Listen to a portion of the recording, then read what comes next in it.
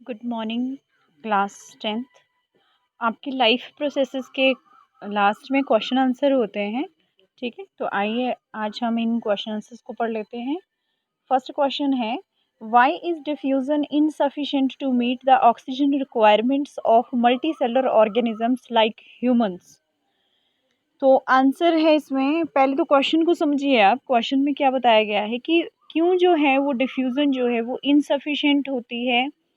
ठीक है, जो बॉडी की हमारी ऑक्सीजन की रिक्वायरमेंट्स हैं उनको पूरा करने में। तो इसमें बताया गया है answer, diffusion is insufficient to meet the oxygen requirement of multicellular organism because in multicellular organism all the cells are not in direct contact with the surrounding environment. कह रहा है कि डिफ्यूजन जो है वो इनसफिशिएंट है ऑक्सीजन रिक्वायरमेंट के लिए मल्टीसेलुलर ऑर्गेनिज्म की, क्योंकि मल्टीसेलुलर ऑर्गेनिज्म में सभी के सभी सेल्स जो हैं वो सराउंडिंग इन्वायरमेंट के डायरेक्ट कांटेक्ट में नहीं होते हैं। So simple diffusion does not meet the requirement of all the cells. इसलिए सिंपल डिफ्यूजन जो है वो सभी सेल्स की रिक्वायरमेंट को पूरा नहीं कर पाती है। उसके बाद सेकंड क्वेश्चन है, what criteria do we use to decide whether something is alive. कह रहा है कि हम कौन सा क्राइटेरिया यूज़ करते हैं ये देखने के लिए कि कोई चीज़ जिंदा है। तो हम क्या देखते हैं, we use following criteria to decide whether something is alive. कह रहा है कि हम जो नीचे जो क्राइटेरिया दिया गया है उसको यूज़ करते हैं ये देखने के लिए कि समथिंग जो है, कोई चीज़ जो है वो जिंदा है। Such as the respiration.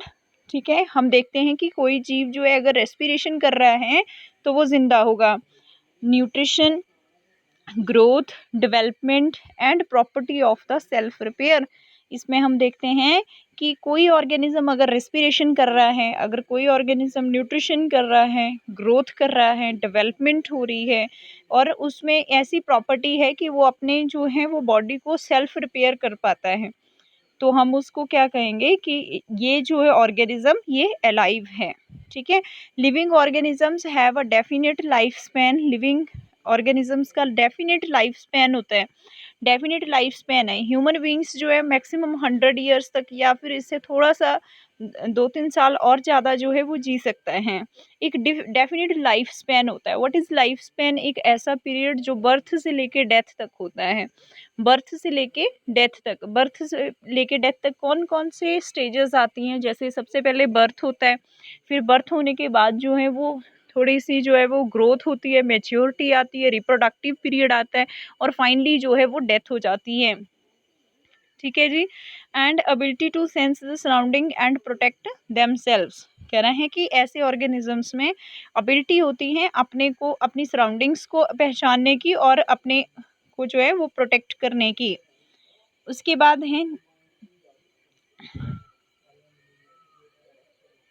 Next है, hydrochloric acid provides, hydrochloric acid provides acidic medium in the stomach. कह रहे हैं कि स्टमक में हाइड्रोक्लोरिक एसिड HCl जो है वो एसिडिक मीडियम प्रोवाइड करता है, which is helpful for the activation of enzyme pepsin, जो कि हेल्पफुल होता है एंजाइम पेप्सिन की एक्टिवेशन के लिए, which bring out the break down of proteins into peptones, जिसकी हेल्प से प्रोटीन्स जो हैं वो पेप्टॉन्स में ब्रेकअप होती हैं। तो इसमें आंसर बताया, हाइड्रोक्लोरिक एसिड जो है वो एसिडिक मीडियम को प्रोवाइड करता है स्टमक में, यानी कि हमारे जो स्टमक होता है उसमें HCl जो है वो एसिडिक मीडियम बनाता है और उस एसिडिक मीडियम में हमारे जो एंजाइम है पेप्सिन उसकी एक्टिवेशन होती है, जिसकी वजह से प्रोटीन्स जो हैं उनकी ब्रेकडाउन होने लगती है, किसमें? पेप्टोन्स में। उसके बाद नेक्स्ट क्वेश्चन है, what is the function of digestive enzymes. So answer is, digestive enzymes जो हैं वो हेल्पफुल होते हैं for the digestion of a food, digestion करने के लिए फूड की। डाइजेस्टिव एंजाइम्स जो हैं वो बेसिकली प्रोटीन्स होते हैं विच कैटालाइज द बायोलॉजिकल रिएक्शंस, जो कि कैटालाइज करते हैं किसको? बायोलॉजिकल रिएक्शंस को। डाइजेस्टिव एंजाइम्स जो हैं हमारे ये किससे रिलीज होते हैं डाइजेस्टिव एंजाइम्स? डाइजेस्टिव ग्लैंड से, यानी कि डाइजेस्टिव ग्लैंड्स जो हैं वो किसको रिलीज करती हैं? डाइजेस्टिव एंजाइम्स को, डाइजेस्टिव एंजाइम्स को, ठीक है। और इससे क्या होता है, जैसे ही डाइजेस्टिव एंजाइम्स बनते हैं तो इससे जो है प्रोटीन्स, फैट्स, कार्बोहाइड्रेट्स की डाइजेशन होती है। किसकी? प्रोटीन्स की, फैट्स की और कार्बोहाइड्रेट्स की। Then these digestive enzymes are present in the digestive glands. ये जो डाइजेस्टिव एंजाइम्स होते हैं ये डाइजेस्टिव ग्लैंड्स में प्रेजेंट होते हैं, एलिमेंट्री कैनाल के डिफरेंट पार्ट्स में। उसके बाद है 8th question, how is small intestine designed to absorb the digested food? Answer है small intestine is the longest part of alimentary canal. कह रहे हैं कि स्मॉल इंटेस्टाइन जो है वो लॉन्गेस्ट पार्ट होती है एलिमेंट्री कैनाल की, और which is extensively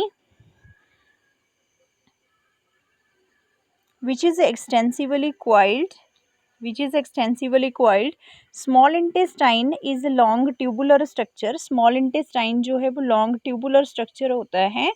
The inner lining of small intestine has numerous finger-like projections called villi. कह रहा है कि जो inner lining होती है small intestine की उसमें numerous finger-like projections होती हैं जिनको हम villi कहते हैं, which increase the surface area for absorption, जो कि इंक्रीज करते हैं किसको? सरफेस एरिया को for the absorption.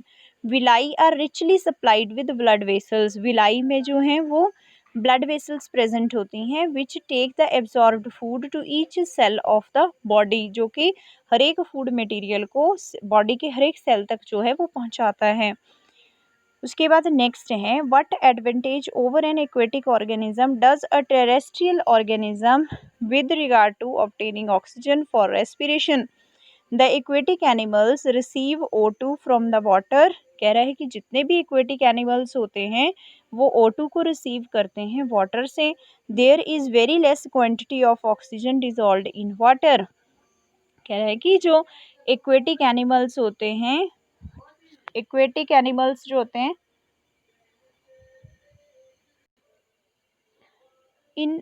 in aquatic animals receive O2 from the water. There is very less quantity of oxygen dissolved in water, so aquatic animals have to absorb large amount of oxygen in very long time.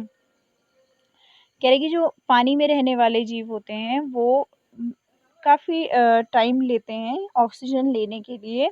Atmosphere present all around the earth surface has large amount of O2.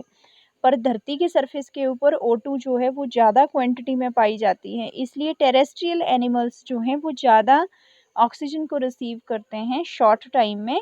So terrestrial animals are more advantageous over the aquatic animals. Next question है, what are the different ways in which the glucose is oxidised to provide energy? Next है, the following are the different ways in which glucose is oxidised to provide energy in various organisms. First is the aerobic respiration, second is the anaerobic respiration. First is the aerobic respiration. During aerobic respiration the first step is the breakdown of glucose into pyruvate. कह रहा है कि जो first step होता है aerobic respiration का उसमें जो है ग्लूकोज जो है वो पायरुवेट में उसकी ब्रेकडाउन हो जाती है. देन उसके बाद पायरुवेट जो है वो कन्वर्ट हो जाता है किसमें? CO2 में, कार्बन डाइऑक्साइड में, वाटर में और एनर्जी में. ये पूरा प्रोसेस जो है वो किस में होता है? माइटोकॉन्ड्रिया में. नेक्स्ट है anaerobic respiration. Glucose is converted into pyruvate. इसमें ग्लूकोज जो है वो कन्वर्ट हो जाता है किसमें? पायरुवेट में, साइटोप्लाज्म में. उसके बाद ईस्ट सेल में pyruvate in the absence of oxygen is converted